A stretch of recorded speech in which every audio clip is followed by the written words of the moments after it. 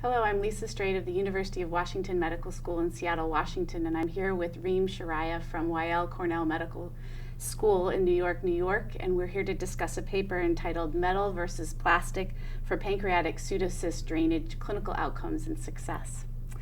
I just wanted to ask you first the advantages and disadvantages of these two techniques and the general motivation for doing the study. So thanks for having me here today.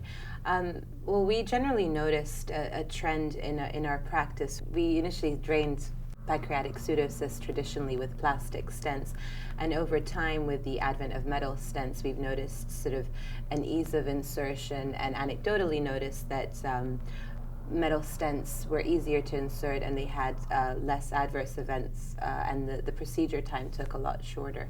So we thought it would be prudent to compare both techniques and see what we can come up with in terms of predictors of success and the adverse events, and compare the two techniques. And for those viewing who haven't read the paper, could you give us a brief overview of the methods the study designed? So this was a retrospective study, a multi-center study with Weill Cornell and Jefferson Medical College, and we had 230 patients that were collected retrospectively. We had roughly 118 patients who had metal stents and 112 who had plastic stents inserted, and we compared the predictors of success and predictors of adverse events. And metal stents were 5 times more likely to have, they were sole predictor of success in pseudocyst drainage and resolution. And plastic stents were the predictor, was the sole predictor of adverse events. They were twice as likely to have more adverse events as compared to metal stent placement. And what were some of those adverse events? So we had stent occlusion, which lends to the fact that the plastic stents have smaller diameter and they probably got occluded more frequently. Also the fact that you don't just place one plastic stent, probably place 2 or 3, and because of that they had more incidence of bleeding, and we've had 2 patients with perforations.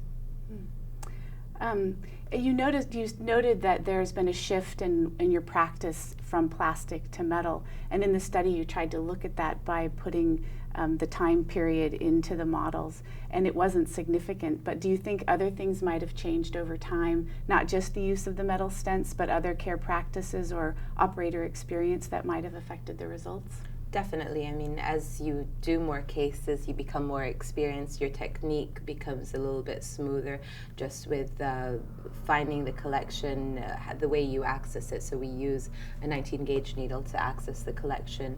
The wires, you use the dilating materials before and afterwards.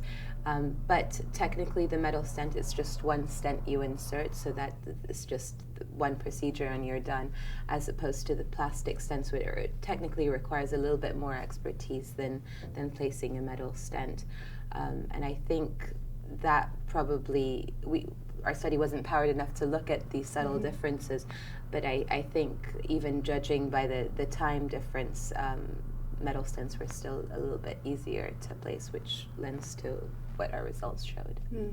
I guess along those lines, did you have the ability to look at per operator or per center? Was there a use of one of these techniques at one place versus the other? We looked at both centers, and there was definitely a shift in placement, I think by about 2011 or so, but there was no difference. I think both operators, both people at both institutions were very well experienced and had placed many stents, so it didn't really.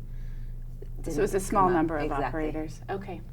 And I think you noted that technically it may be easier to place the metal stents, although it seemed that the technical success was similar for the 2 groups. And along those same lines, did you have individuals where you started out trying to place one sort of stent and then needed to place another?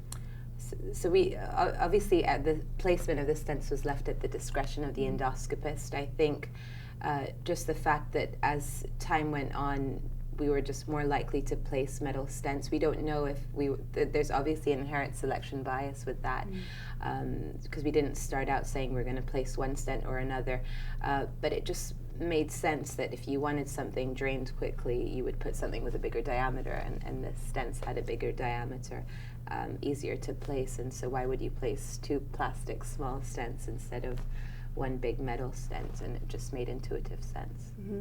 Are there any potential risks for the metal stents? We've had a few cases of bleeding with these stents being longer stents, so they were either 6 centimeter stents, but these were managed with interventional radiology. There's always a potential of missing a vessel, but the fact that the metal stent is a self-expanding metal stent, it also tamponades the vessel then and there. Mm-hmm.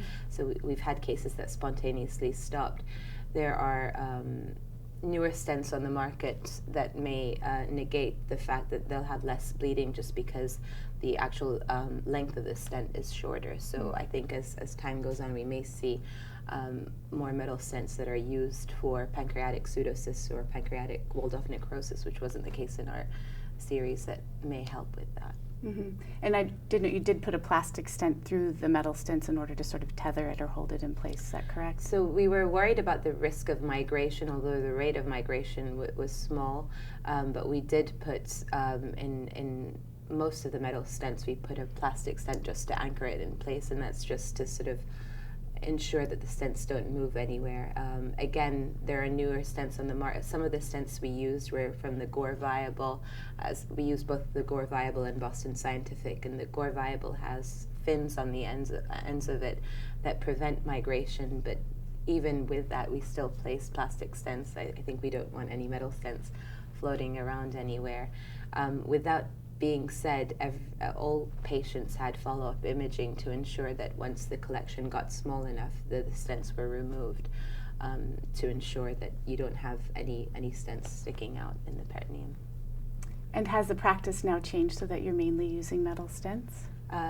Pretty much. I think you're very hard-pressed to put a plastic stent unless it's purely a pseudocyst, but then you look at our data and you know that the predictor of success is metal stents over plastic. I know we're in a cost-conscious world, but if you look at the overall success and the fact that you just want to do one procedure for the patient, it makes more sense to put metal stents. Do you have future work in this area of using these stents for other collections? Can I stop for a second? We're using lumen-opposing metal stents, which have a dog bone shaped stent that anchor the pseudocyst or the walled-off necrosis from both sides, and we're showing in newer data that also is a predictor of success. So we're sort of getting or leading the message that the bigger the diameter of the stent, which makes sense, you're draining more, and you can do one procedure in one patient rather than multiple sessions. Thank you very much for sharing these interesting findings. Thank you.